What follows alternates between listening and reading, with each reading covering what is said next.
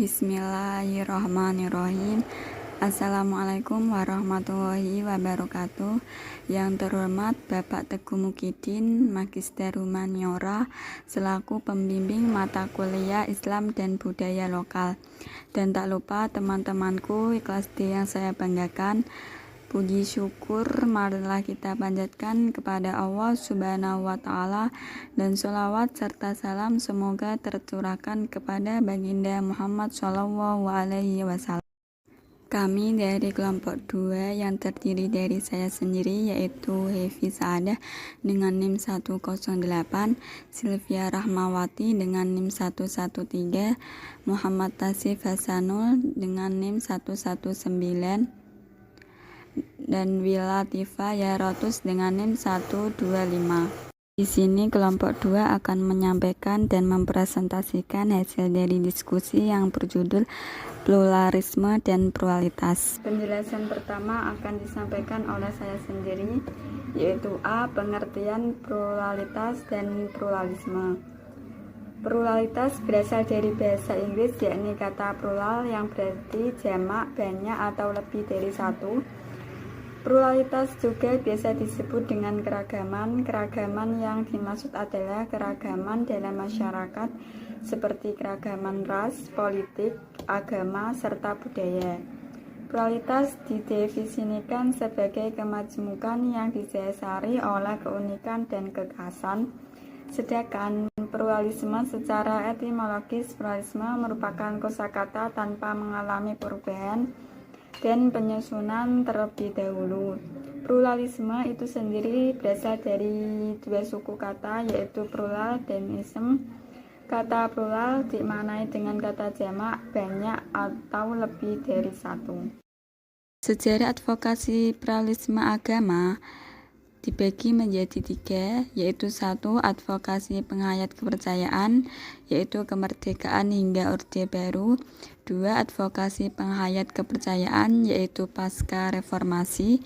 3. Advokasi penghayat kepercayaan terkini, yaitu program peduli. Ini saya akan melanjutkan presentasi tentang advokasi penghayat kepercayaan kemerdekaan hingga Orde Baru.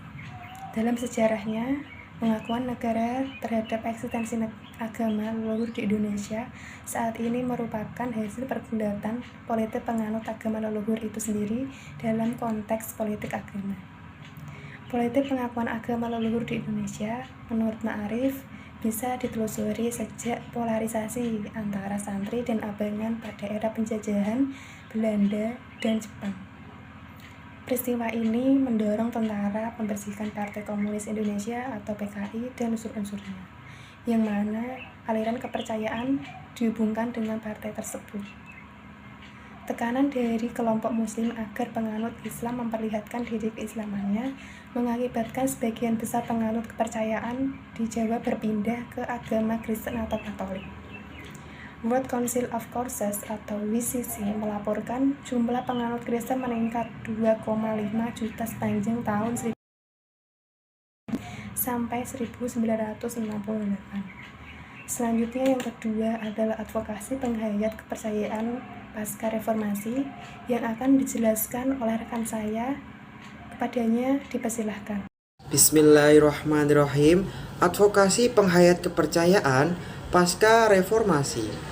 Sementara komunitas penghayat mengadvokasi diri sendiri pada masa kemerdekaan hingga Orde Baru. Pada era reformasi, beberapa lembaga non-pemerintah turut serta mendampingi klaim kelompok penghayat kepercayaan, menyatakan klaim hak kewarganegaraannya. Pendampingan masyarakat sipil itu bisa ditelusuri pada perubahan struktur sosial politik pasca reformasi, yakni terbentuknya Undang-Undang HAM 1999 dan amandemen Undang-Undang Konstitusi pada tahun 2000 sampai 2002 yang memasukkan dimensi HAM di dalamnya. Advokasi terhadap komunitas penghayat kepercayaan bisa ditelusuri dari aliansi masyarakat adat Nusantara Aman yang terbentuk pada Kongres pertama tahun 1999. Advokasi penghayat kepercayaan terkini program peduli. Program Peduli melanjutkan inisiatif pemerintah Indonesia di bawah payung Program Nasional Pemberdayaan Masyarakat PNPM Mandiri, yang saat ini meluncurkan program turunan yakni PNPM Peduli 2011 sampai 2012. Program ini sedari awal memang diluncurkan untuk mendukung masyarakat sipil yang selama ini mendampingi kelompok termarginalkan di Indonesia. PNPM Peduli didukung berbagai donor internasional yang dikelola World Bank. 3 organisasi masyarakat sipil yang menerima hibah ini adalah 1. Kemitraan, 2. Association for Community Empowerment atau ACE, dan Lakpesdam sayap organisasi intelektual Nahdlatul Ulama atau NU. Program ini menjangkau 15.000 penerima manfaat melalui 29 mitra lokal dan 20 cabang Lakpesdam di Indonesia. Pemerintah Indonesia melanjutkan inisiatif ini sejalan dengan nawacita pemerintahan Joko Widodo yang menyatakan bahwa 1.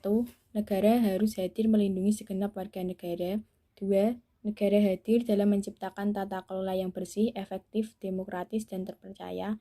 3. Membangun Indonesia dari wilayah pinggiran. 4. Meningkatkan kualitas hidup manusia Indonesia. 5. Serta mempertangguh kebinekaan dan restorasi Indonesia. Manfaat program ini adalah warga atau komunitas korban diskriminasi, intoleran, dan kekerasan.